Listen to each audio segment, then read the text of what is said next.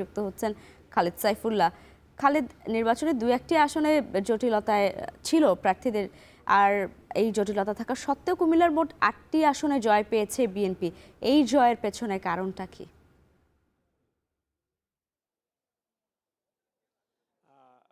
কুমিল্লার ১১টি আসনের ৮টিতেই কিন্তু বিএনপির জয় জয়কার, এবং এটি আসলে কুমিল্লার দীর্ঘদিন পরে বিএনপি আবার তাদের আসনগুলো ফিরে পেয়েছে। জামাত এখানে একটি আসন, এনসিপি একটি, এবং স্বতন্ত্র যিনি প্রার্থী বিজয়ী হয়েছেন তিনিও কিন্তু বিএনপির রাজনীতির সাথে যুক্ত ছিলেন। তো আমরা দেখতে পাচ্ছি যে গতকাল রাতে ফলাফল ঘোষণার পর কিন্তু বিভিন্ন এলাকায় বিজয় উল্লাস করেছেন, এবং যদিও প্রার্থীরা তাদেরকে বিজয় উৎসব করার জন্য নিবৃত্ত রেখেছেন। তো কুমিল্লার 11 দলীয় মানে 4 দলীয় জোট যখন 2001 সালে সবগুলো আসনে জয় হয়েছিল, তারপর কিন্তু এই দীর্ঘ সময় পর কিন্তু বিএনপি আবারও অনেকগুলো আসনে বিজয় লাভ করলো।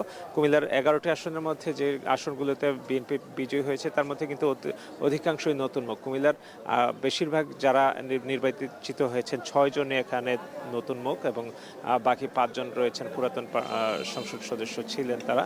কুমিল্লা 1 আসনে ডক্টর খন্দকার মোশাররফ হোসেন, তিনি বিএনপির স্থায়ী কমিটির সদস্য, তিনি বিজয়ী হয়েছেন।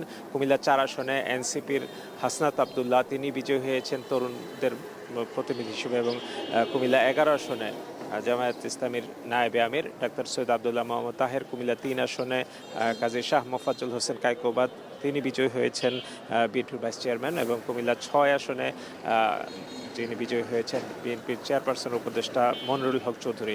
অর্থাৎ পুরনো এবং নতুন মিলে কুমিল্লায় আসলে আমরা যে 11টি আসনে বিজয়ী হয়েছেন তাদেরকে দেখতে পাচ্ছি, একটি পুরনো নতুনের একটি মিছিল দেখতে পাচ্ছি। কুমিল্লার মানুষ প্রত্যাশা করে তারা যে এই গত কিছুদিন ধরে ভোটারদেরকে একটি পরিবর্তনের প্রত্যাশা দিয়েছিলেন এবং নানা রকম রূপরেখা দিয়েছেন, কুমিল্লাকে পরিবর্তন করবেন, নিশ্চয়ই সেটি বাস্তবায়ন করবেন কুমিল্লার মানুষ, সেটি প্রত্যাশা করে। আমরা ব্যাপক ভোটার উপস্থিতিতে কুমিল্লা উৎসব মুখর পরিবেশে কিন্তু গতকাল ভোটের অংশগ্রহণ করতে দেখেছি সাধারণ মানুষকে, এবং তারা প্রত্যাশা করেন যে যারা নির্বাচিত হয়েছেন তারা কুমিল্লার যে দীর্ঘদিনের মানুষের দাবিগুলো রয়েছে এবং তারা যেগুলো বাস্তবায়নের কথা বলেছেন সেগুলো সমাধান করবেন, কুমিল্লার অবকাঠামোগত উন্নয়ন করবেন, এবং কুমিল্লা মানুষের অনেক দিনের প্রত্যাশা যে কুমিল্লার বিভাগ আন্দোলন, জোরালো একটি আন্দোলন, সেটিকে বাস্তবায়ন করবেন।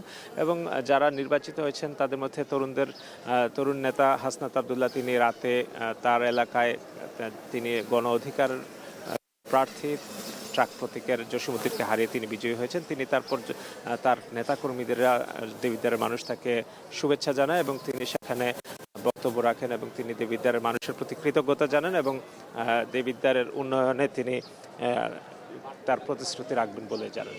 এই ছিল কুমিল্লা থেকে নির্বাচনের সবশেষ লাইভা। কুমিল্লা থেকে যুক্ত ছিলেন খালেদ সাইফুল্লাহ।